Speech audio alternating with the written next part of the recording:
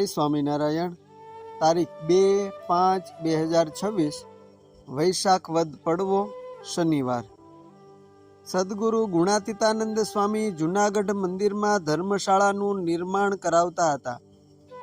આ ધર્મશાળાના નિર્માણ કાર્યમાં સંતો પાર્ષદો રાત્રિ દિવસ સખત પરિશ્રમ કરતા હતા। સમસ્ત સોરઠમાંથી કડિયા, સુથાર, લુહાર હરિભક્તો સેવા માટે આવતા હતા અને ગુરુદેવ ગુણાતીતાનંદ સ્વામીનો રાજીપો મેળવતા હતા। ધર્મશાળાના બંધકામ માટે ચૂનો પાડવો, ચૂનો પીસવો અતિ કષ્ટદાયક કામ હતું।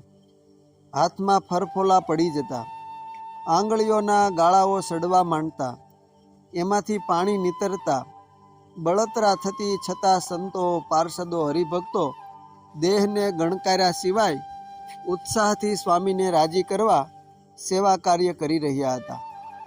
ધર્મશાળાનું બાંધકામ ધમધોકાર ચાલી રહ્યું હતું। એ વખતે ઉપલેટાથી હરિભક્ત નારાયણભાઈ આહિર સ્વામીના દર્શને આવ્યા। આ નારાયણભાઈને કીડિયારાનો રોગ થયો હતો। આ રોગ ખાસ કરીને પગમાં થાય છે। આ રોગને લીધે પગ સડે છે, એમાં જીવાત થાય છે। ઉધઈના રાફડામાંથી માટીના ઉકેરા નીકળે એમ આ રોગને લીધે માંસપેશીઓમાંથી સડો બહાર આવે છે। એને ખાઈને પેલી જીવાત જીવે છે। ગામડાઓમાં લોકોને ખબર હોય છે કે ઉધઈના રાફડાને ગમે એટલો ઊંડો ખોદવામાં આવે છતાં રાફડો જતો નથી। એ જ રીતે આ કીડિયારાનો રોગ પણ અસાધ્ય મનાય છે।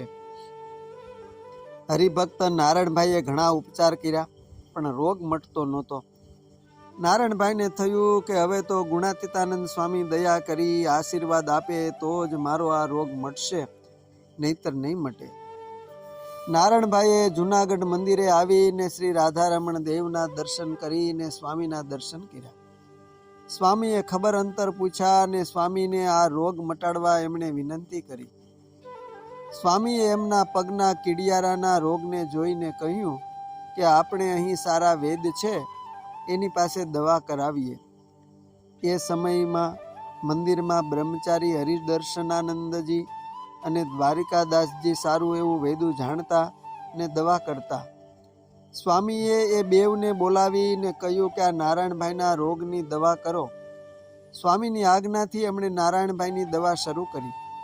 15 દિવસ થયા પણ રોગમાં કાંઈ ફરક પડ્યો નહીં। ગુણાતીતાનંદ સ્વામીએ કહ્યું કે નારાયણભાઈ, વેદોએ એનો પ્રયાસ કરી જોયો, હવે અમે તમારું વેદું કરીએ, હાલો અમારી હારે। સ્વામી એમને જ્યાં ચૂનાનો આરો થતો હતો ત્યાં લઈ ગયા અને કહ્યું કે તમે આ ચૂનાના આરામાં પડો અને ચૂનો ફેરવવા લાગો। પગમાં કીડિયારાનો રોગ હોય અને ચૂનામાં પગ મૂકવા એ તો ધગધગતા અગ્નિમાં પગ મૂકવા જેવી વાત કહેવાય। છતાં પણ સ્વામીના વચનમાં વિશ્વાસ રાખી અડગ નિષ્ઠાવાન અને સ્વામીના વચનમાં વિશ્વાસી એવા નારાયણભાઈ ચૂનાની સેવામાં જોડાયા। ચૂનાનો સ્પર્શ થવાથી કીડિયારાનો રોગ વકર્યો। નારાયણભાઈને અસહ્ય પીડા થવા લાગી। નારાયણભાઈએ કહ્યું કે સ્વામી, મારાથી આ પીડા સહન થતી નથી, આપ દયા કરો। ગુણાતીતાનંદ સ્વામી હસ્યા। નારાયણભાઈ, ચિંતા કરશો નહીં, બળતરા થશે પણ મહારાજ તમારો રોગ મટાડી દેશે। આમ કહી સ્વામીએ ભેંસનું છાણ મંગાવ્યું, એમાં મીઠું નાખ્યું, પછી થોડું પાણી નાખી રાબડું કરી ગરમ કર્યું, પછી એ સતપ રાબડું નારાયણભાઈના પગ ઉપર સારી પેઠે ચોપડી પાટો બાંધ્યો।